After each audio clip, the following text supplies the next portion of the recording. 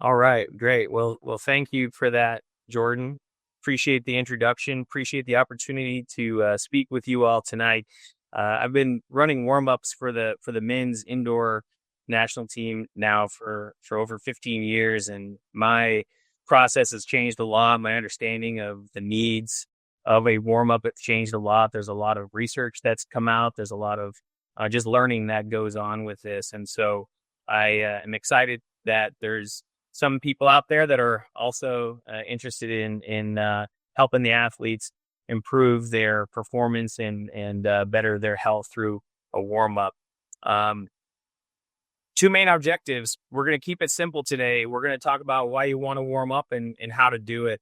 Those are the primary objectives that I'd like you to have a better understanding of when you finish this presentation. There's a ton of nuance and context when it comes to warm ups. That was part of the motivation for learning the demographic of the people we have on the call today, to understand the setting, because the age, the training history, the amount of time, the setting, the equipment availability, all of these things factor into how and how you're going to conduct your warm-ups. But we're going to keep it pretty straightforward and simple. If you want to dive into the weeds and talk detail, you could hit me up afterwards, because I have a lot of research and a lot of different things to say here, but we're going to keep it simple here. So let's talk about why we warm up, and we're going to keep this simple also. We're going to enhance performance, decrease injury risk. I think there's some great anecdotal and research to show that both of these happen with a adequate warm up. So how does a warm up work? Why does it work?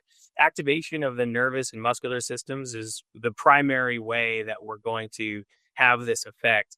And with the activation of the nervous and muscular systems, it's not just this physical being out there that's in need of warm up. There's a brain that's attached to that being, and you have to get them coordinating. There's a lot of coordination that needs to occur, and it takes a very strategic approach to make that happen. I think about when my kids are first waking up for school. I'm not going to dump on them a complex math problem. They're not ready for it. They're not awake. They're not ready. Same kind of thing when you're going into a volleyball game. If the athletes aren't ready, then their performance is going to suffer, and not to mention potentially the negative health aspects to it. So there's a time and a place to wake things up. Preparing tendons is a big deal. The older you get, the more of a bigger deal it is. But I was just reading a research article recently that I think common sense will let us know this also, but the highest jumpers suffer from the most knee tendon injuries. And I have a 15-year-old. I've been to a lot of club tournaments, and when I'm there's a lot of tape on knees. There's a lot of bands around knees. There's sleeves on knees. I see people poking at their knees and, trying to keep those knees going, even at the age of 14, 15, 16. So, it doesn't only happen here at the senior national team level. The tendons are very vulnerable to injury, and they got some high forces coming. And really, that's what we're trying to do, is prepare the body to be able to endure the loads and stresses that volleyball places on it, which are pretty high. And so the tendons take the brunt of that. So a big part of why we're warming up is to get those tendons ready for the forces that are coming. This is a shot here of there's some complexity here with this is a force time curve that you're going to see from our force plates.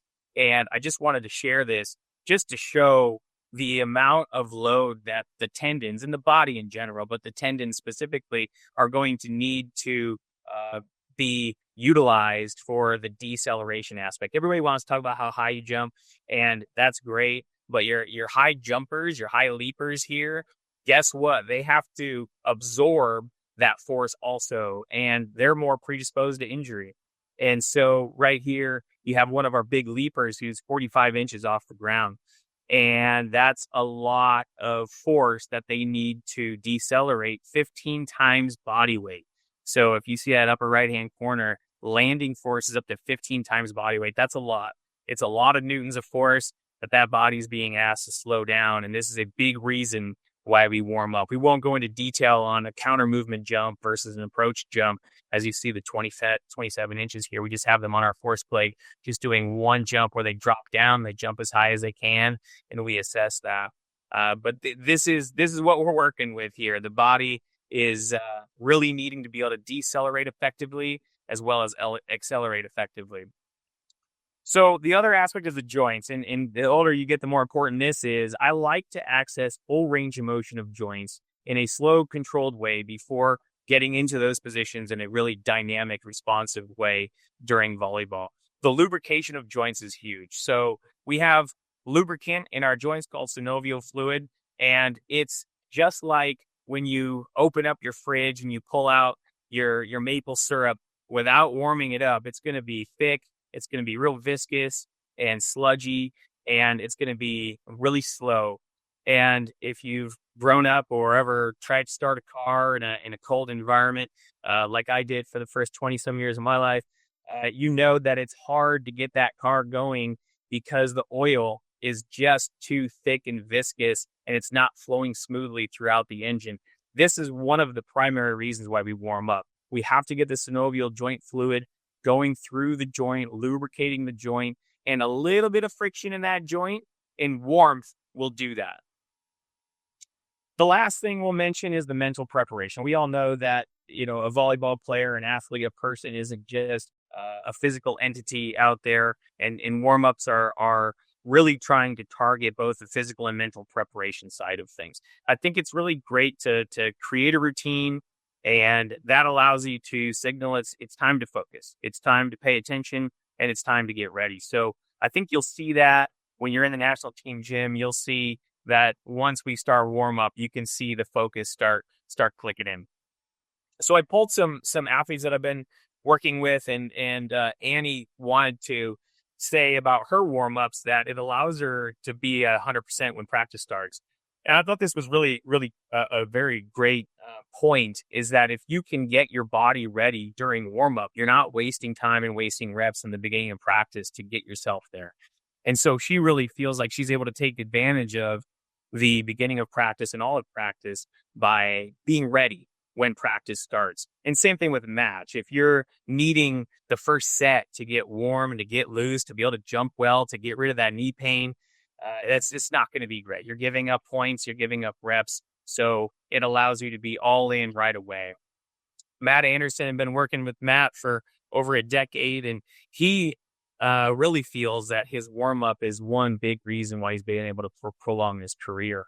And you'll see Maddie in here probably an hour before practice starts, going through various practice preparation. Warm-ups have different terms: practice preparation, dynamic preparation, whatever you want to call it. For lack of a better term, we're just going with warm-up. But Maddie does like to get in here really early and spend a lot of time getting his body ready. And he's had a long and healthy career, and he attributes warm-up for a big part of that. And Morgan Haynes here really focused on her knees. Some people really want to focus on a problem area for them with warm-ups, and for her, it's her knees. She feels that if she has a good warm-up, her knees, perform better, which makes her a better volleyball player and helps prevent further knee injury. Eric Sogu went more of that mental side of it, as I had just referenced. He thinks that that's the best way for him to get focused. When he can get focused during warm-up, he gets focused for training and allows him to, get going right from the start. And I'm adding John Sbarra in here because John actually does warm-ups with us a lot. He's the head coach for the men's team. Whether it's myself running the warm-up or my colleague, Tim Pillow, strength and conditioning coach, running the warm-ups, John likes to get in there, and he feels that little bit of movement really helps him engage in practice. And I think having the coaches buy in and the coaches be invested in this is really, really important. Obviously you're the leader of the team, that the athletes look up to you and they're going to take your lead. And so, we're really fortunate to have John be an advocate for all the things that we do, especially warm-ups. And I think the coach has a bigger opportunity even at the younger age groups, because you can maybe be the one leading the warm-up. And so for you to do it, to feel it, to understand it, I think it's great to be able to have a better understanding of what the athletes need. what the exercises and what the movements feel like. And I think you can help lead that. There's actually a journal article I read recently that showed a coach-led warm-up was better than an athlete-led warm-up. Makes sense, right? When the coaches are leading it, the athletes are going to be more diligent on the warm-up. It's probably going to be better. I know sometimes there's some athletes that really do a nice job with this sort of thing, and you can kind of assign this to one of your leaders or your captain to take the team through the warm-up. And sometimes that might work out pretty well. And I know sometimes you have to. If you're at a club tournament and you're reffing the game that's before yours and the athletes are on the side warming up, I get it. There's a lot that you just have to work with. But if you can, the coaches leading it, the coaches, leading by example, I think is great. So a few considerations I want to throw out there. The individual practice preparation is huge for us. So if you came into the national team gym, and I will also add that this definitely pertains to the beach side as well and the sitting side as well. My colleagues on the beach side, the medical staff and strength and conditioning staff, they do the same thing with the beach athletes. And the beach athletes are doing the same thing as the indoor, really taking the warm-up individual practice preparation aspect really seriously. So what you're going to see that I'm not going to talk about here, but what you're going to see if you're in our gym is an hour before practice, you're going to see a lot of players here. 30 minutes before practice, you're seeing everybody here.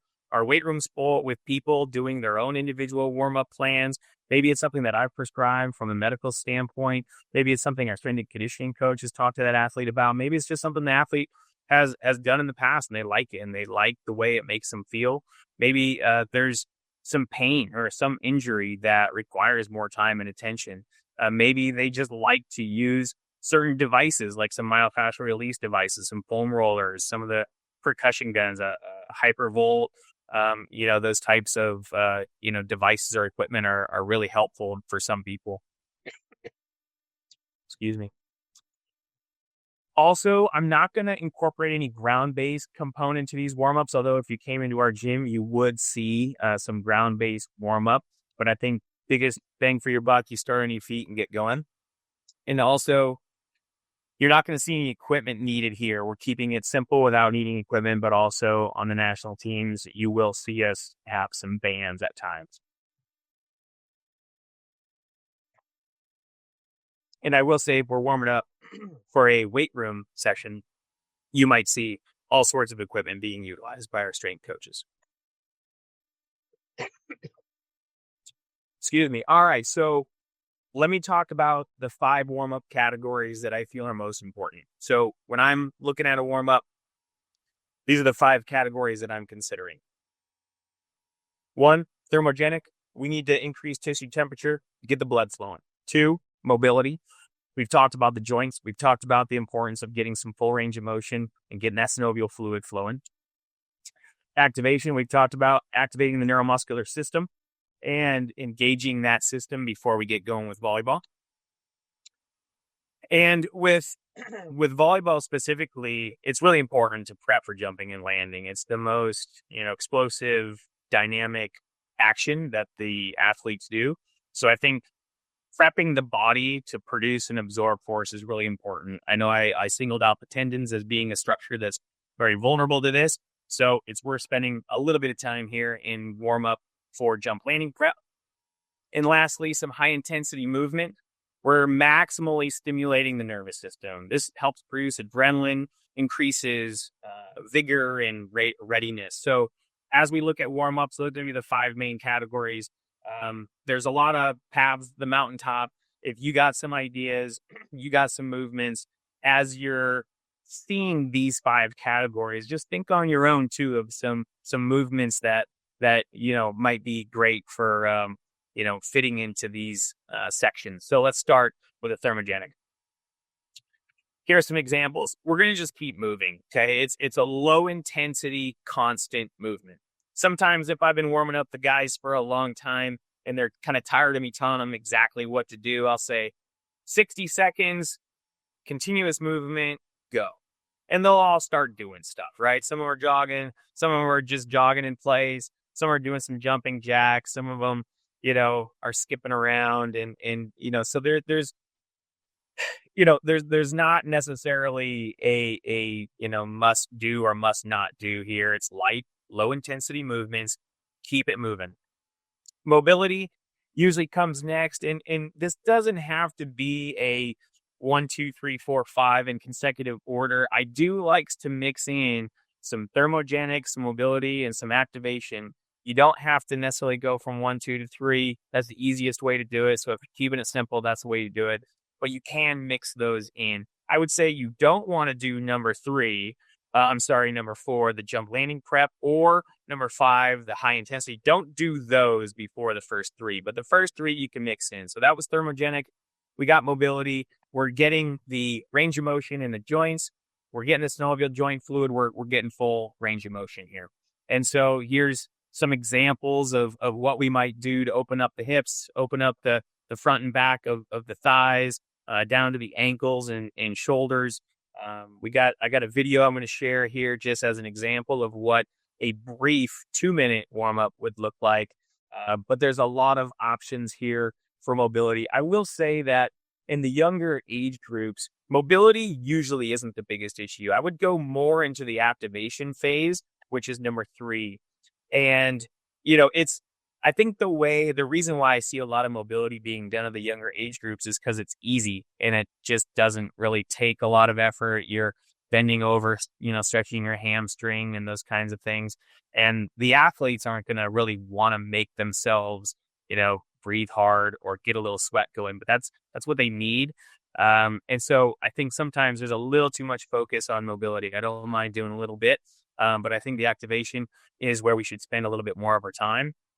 And I do like to do upper and lower body activation. So I might start, in a upper body weight bearing position, in a kind of push up position. You can do various activities from that push up position. But I do like to get the rotator cuff and scapula on with some, bent over shoulder Ys and Ts, for example. And then I'm just a big fan of some squatting and lunging patterns.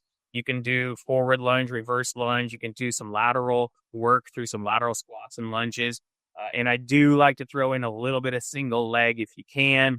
There's some proprioception that's gained there. And I think a little stability through the hip when you're doing some single leg work. So just a few activation examples there. Now we're moving into our jumping and landing preparation. And this is where you're getting the body ready to decelerate and accelerate. The whole plan of this is to increase progressively the amount of force that the body's asked to produce and absorb. So hopefully we're just making this slow ramp of the amount of force that the body is being asked to handle. So now we're getting into some higher force scenarios. When we're doing some light movement and thermogenics, not so much. Mobility, not so much. The activation, we're doing some exercise, some squats, okay, a little bit more. Now it's even more. Now we're looking to do some depth drops, drop down, pop it up, maybe some power skips, maybe some lateral jumps with some speed skaters. I do like to do some volleyball specific jumping and plyometric moves in a slow, controlled, lighter way first before you go out there into hitting lines where you're supposed to be max jumping. I've seen that a lot at the younger ages, and all of our athletes on the national team right now probably did the same thing. But I think they have the same response that I do when when I see that. It actually like makes my knees hurt just watching it. Just going from sitting to max jumping. It's just not the best thing for either performance or the body. So the jump landing prep is number 4. And then we're going to finish it off with something quick. So we go into some high intensity. This is brief. You're not trying to gas them. You're not trying to wear them out. You're not trying to fatigue them. You're just trying to stimulate. And so maybe some quick bursts, maybe some shuffle and runs. And there's a lot of ways to do this.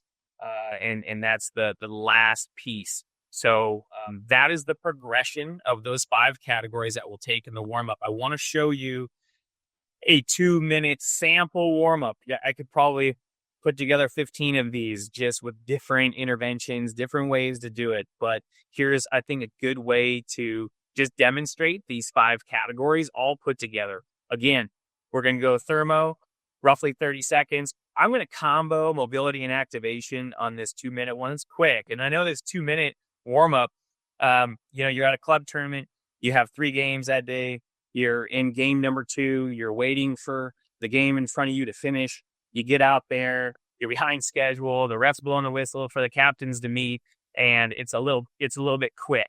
But I still think there's an opportunity to sneak in a minute or 2 of a warm-up. So this is an example. So we got a 2-3 combo of mobility and activation, 45 seconds. We do some jump landing for 30, and we do some high velocity moves just for 15 seconds. All right, so here's a video here, and I'm just going to narrate through this. Okay, I'll turn that down. All right, so we're starting with thermo.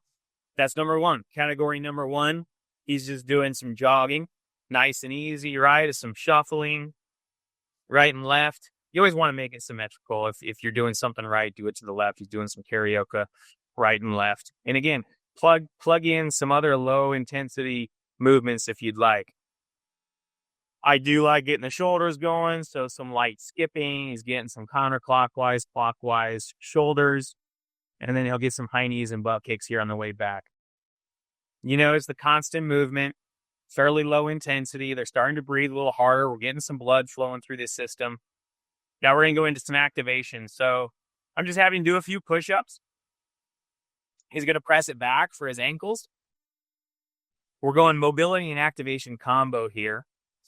And then he's going to go into a little bit of a lunge, get some thoracic spine rotation. He's going to pull up his heel to get a quad stretch. So this lunge is getting activation on the front leg. You're opening up the front of the hip on the back leg. And now you're doing some hip pulls here. So a combination of activation and mobility and getting in some squats. And so you can see he's changing his foot positioning in his squat. You can do narrow squats, wide squats, so many different options. And then I'm having him drop down into a lateral lunge. So this is all in that mobility activation category. Thermo, mobility, activation, that's the first 3. Now we're going to get ready to jump and land. So he's doing some lateral jumping, some speed skaters, brief, just a couple each side. Now we're just dropping and popping, drop it down, pop it up. We're going to do a couple volleyball moves, just some light approaches, nice landing, dropping the hips. It's hard to do that all the time during the match. So if you can, get it in warm up, good solid landing, a couple blocking moves. He's a libero, so don't judge him on this. All right, so a couple blocking moves. We got some jumping and landing prep there. He's already sweating. I guess he was sweating before I started doing this. Okay, but now he's getting some burst. So he's just doing a turn and run. Like you're going to balls over your head. You're pursuing a ball. A couple quick feet at the end. Boom, done. That was 2 minutes and 15 seconds, I believe. So something like that. They're going to have an elevated heart rate. They're going to maybe start a little bit of sweat. The muscles are turned on. The joints are mobile. And you got their attention. They're focused. You got some adrenaline going. And I think that's just a good example of what a 2-minute warm-up could be. A snapshot of a 5-minute warm-up. Again, think of the 5 categories, maybe a little extra time in each of those categories. And on this, I probably would separate out some of the mobility and activation. So a minute, maybe 2 minutes worth of activation. Get a few more jumps and lands in there, a couple bursts at the end. And I think that's how I would adjust for a 5-minute warm-up. And then obviously if you're doing an 8 or 10-minute warm-up on the national teams, we're doing 15-minute warm-ups usually. We have time and their bodies need it. I think the older you get, the more time you need, the more time you have when you're not restricted. I know at the collegiate level, you're maybe restricted by time. Certainly at the youth levels, you only got the gym for a certain amount of time. Maybe the kids are supposed to be in early and warming up on their own on the side. So it gets tricky. I get that there's a lot of difficulty in putting all this together. But if you're looking for maybe a 10 or 15-minute warm-up, certainly we have those videos. We can put some of that together on the website after the fact. But for time considerations here, I thought showing just a 2-minute video would do. In conclusion, let's just set the expectation in the habit of warming up. I think it's just really important to set these athletes up for success now, during that practice, during that match. So in the moment, set them up for success and over time. I think it's great to get into the habit of a warm up. And so something is better than nothing. Obviously, you can dive into the details of what is the absolute best, and even that is controversial and subjective. I don't know if best exists, but something is better than nothing. Even if you just keep moving for 1 minute, doing a variety of things, it's better than nothing. So take what you can get. I really like these opportunities to upskill the coaches and the athletes and empower you all to just understand this from a basic standpoint to help implement some of these warm ups. I love it when the kids can understand what they're doing. I think it's awesome if they ask questions or if they are trying to understand the idea behind this, because then they can have some autonomy here. They can have the opportunity to think about this on their own, and they're not just, doing what they're told. And just the opportunity to say thank you. I really appreciate, and all of us on the national teams, whether it's the sitting, the beach, or indoor, we really have seen a trend towards more professionalized athletes. When they get into our gym, they know how to take care of themselves better than they used to. And warm-ups is one of them. So thank you for helping your athletes be at their best and stay healthy. I have a lot of references with some of the research that I've quoted here, and happy to share that as well.